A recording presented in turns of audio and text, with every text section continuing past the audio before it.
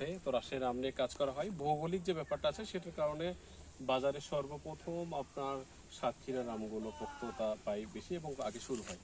তো এখন মোটামুটি আমাদের অর্থনীতিতে ভালো একটা ভূমিকা রাখছে। আমি হচ্ছে বিভিন্ন কেমিক্যাল দেয়, আসলে এই বিষয়টা কেমন সত্য কিনা, এবং কেমিক্যাল দিলে আসলে আম ভালো থাকে খারাপ থাকে এই বিষয়ে একটু বলবেন। কেমিক্যালের ব্যাপারটা আসলে সত্যতা আছে, একেবারে না। দুই রকমের, একটা সরাসরি আপনি যদি পয়জনটা নেন তাহলে এটা সরাসরি একদম ইনস্ট্যান্ট অ্যাকশন করবে। আর একটা আসসালামু আলাইকুম, সকলকে শুভেচ্ছা। আমি আসাদুজ্জামান সর্দার, আমি একজন সংবাদকর্মী। আমি এখন আছি সাতক্ষীরা সদরের ফিংড়ির একটি আম বাগানে, এবং দেখতে পাচ্ছেন যে আমার পিছনে কি পরিমাণে আম হয়েছে।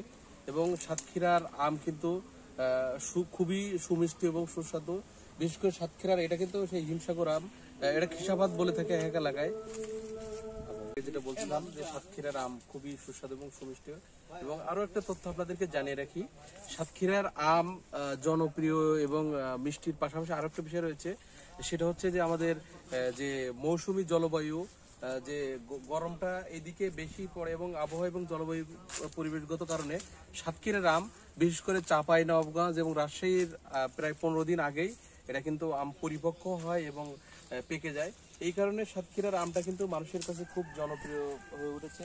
এবং বিশেষ করে সাতক্ষীরার আম দেশের গণ্ডি পেরিয়ে বিদেশের মাটিতেও রপ্তানি হচ্ছে। বিশেষ করে ইউরোপের দেশগুলোতে কিন্তু সাতক্ষীরার আম যাচ্ছে। এবং সাতক্ষীরার আম একবার যে খায় সে কিন্তু বারবার নিতে চায়। এবং আপনারা দেখতে পাচ্ছেন সাতক্ষীরার আম কিন্তু ইতিমধ্যে হিমসাগর, প্রথমে যেটা ওঠে, প্রথমে গোবিন্দভোগ, গোপালভোগ, এই আমগুলো সাধারণত মে মাসে, এপ্রিল প্রায় শেষের দিকে, এপ্রিল আজকে 21 তারিখ, মে মাসের প্রথম দিকে ওঠে। তারপরে আরো 2-5 দিন, প্রায় এক সপ্তাহ পরে হিমসাগর, তারপরে ল্যাংড়া, তারপরে আমরুপালি, এইভাবে কিন্তু এই আমগুলো বাজারে উঠে থাকে। এবং সাতক্ষীরার আম কিন্তু বিশেষ করে বিভিন্ন জায়গা থেকে অনেক ব্যবসায়ীরা সাতক্ষীরা এই সময় মৌসুমী ব্যবসায়ীরা সাতক্ষীরা কিন্তু তারা এসে ব্যবসা করে। এবং সাতক্ষীরা আম কিন্তু সারা দেশেই, সারা অনেক বিদেশেও কিন্তু এটা পাঠায়।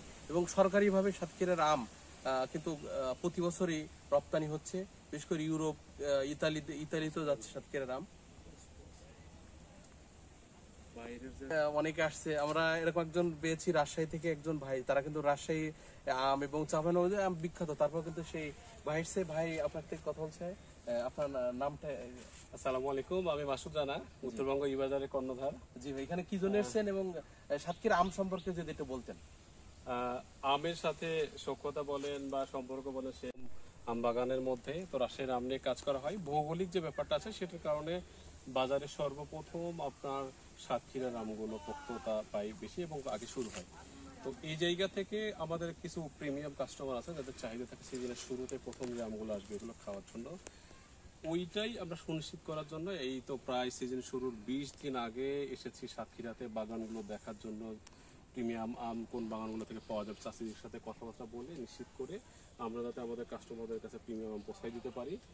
এবং সাতক্ষীরার আম এখন মোটামুটি আমাদের অর্থনীতিতে ভালো একটা ভূমিকা রাখছে। শুরুতে এই আমটা আসাতে আমের মূল্যটাও চাষিরা খুব ভালো পায় আর কি। আমরাও মোটামুটি স্বাচ্ছন্দ্য বোধ করি কাজ করতে। আপনারা মানে আপনারা কি সরাসরি বাজার থেকে দেন নাকি বাগান থেকে দেন আমটা? একটু সেটা কেন, এমনি বাগান থেকে দিলে কেন দেন সেটা একটু বলবেন। বাগান থেকে নিলে আমি কোয়ালিটিটা ইনশিওর করতে পারি। বাজারে অনেক সময় হয় কি, গড়পড়তা মাপের একটা আম বাজারে চলে যায়, ওইটা নিয়ে তখন আমরা যে প্রিমিয়াম কোয়ালিটিটা কাস্টমারদের প্রোভাইড করে থাকি এইটা ইনশিওর করা সম্ভব হয় না। এটাকে ইনশিওর করার জন্য আমরা বাগানে এসে চাষিদের সাথে আগে থেকে কথাবার্তা বলে নিই আমাদের কোন কোয়ালিটির আমগুলো দরকার, এবং যে ছোটগুলো আমগুলো আছে তারা বাজারে নিয়ে যে বিক্রি করে, এবং যে আমরা প্রিমিয়াম আমগুলো নিই এটার জন্য তাদেরকে আমরা উচ্চ মূল্য প্রদান করি যাতে করে আমাদের কাস্টমার সার্ভিসটাকে আমরা বেটার করতে পারি। অনেকে বলে যে আমে হচ্ছে বিভিন্ন কেমিক্যাল দেয়, আসলে এই বিষয়টা কেমন সত্য কিনা, এবং কেমিক্যাল দিলে আসলে আম ভালো থাকে খারাপ থাকে এই বিষয়ে একটু বলবেন। কেমিক্যালের ব্যাপারটা আসলে সত্যতা আছে, একেবারে নাই সেটা বলবো না। কেননা হচ্ছে বললাম যে আমরা ফ্যামিলিগতভাবে আমের ইয়েটা আমাদের নিজেদের বাগান, লিজ নেওয়া বাগান, এবং আড়তও আছে।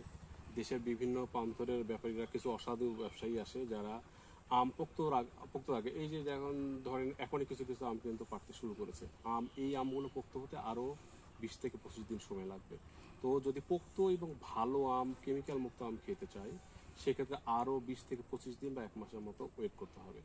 মানে যে সরকারি যে কিংবা প্রশাসন সরকারি থেকে যে ক্যালেন্ডার, যে ক্যালেন্ডারটা দেয়, ওই ক্যালেন্ডার অনুযায়ী আম নিলে আশা করি যে মোটামুটি ভালো হবে। এবং আমরা যারা ইয়াং এই উদ্যোক্তারা যারা এখন আছি, তারা আমরা হচ্ছে এই যা পৌঁছাতে পারি সে লক্ষ্যে কাজ করছি মাঠ পর্যায়ে এসে, যাতে করে টাকা দিয়ে কিনে তার পরিবার প্রিয়জন, তার বাচ্চা, তার বৃদ্ধ বাবা মা, এই আমাদের দেখা যাচ্ছে হাড্ডি অল্প বয়সে হাড্ডি ক্ষয়ের মতো সমস্যা, স্ট্রোক হয়ে যাচ্ছে, এইটা কিন্তু খাবার থেকেই হচ্ছে।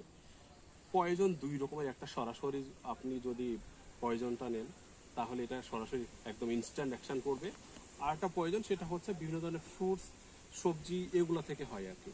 এইটার একটা নির্দিষ্ট সময় আছে, একটা স্প্রে করার পরে একটা নির্দিষ্ট টাইম পিরিয়ড পার না হলে ওইটা যদি কনজিউম করেন, এটা আপনার বডির মধ্যে স্লো পয়জন হিসেবে কাজ করবে, যেটাই এই সময়টা আমাদেরকে বেশি ভোগাচ্ছে। জি, ধন্যবাদ। আমরা এবং আমি কি কি সমস্যা রয়েছে সেই বিষয়ে কিন্তু আপনাদেরকে ভাই জানালো। আমাদের এখানে ভিডিও এখানে শেষ করছি। সবাইকে ধন্যবাদ।